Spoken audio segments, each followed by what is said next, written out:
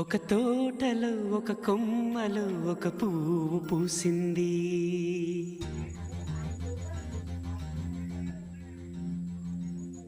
మహారాణిలా మహాలక్ష్మిలా ఆ పువ్వు నవ్వింది.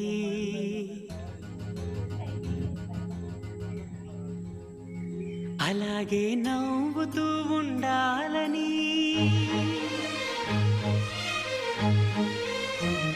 అలాగే నవ్వుతూ ఉండాలని నింగి నేల వాగు వంక చెట్టు చేమ గువగూడు ఆశీర్వదించాయి.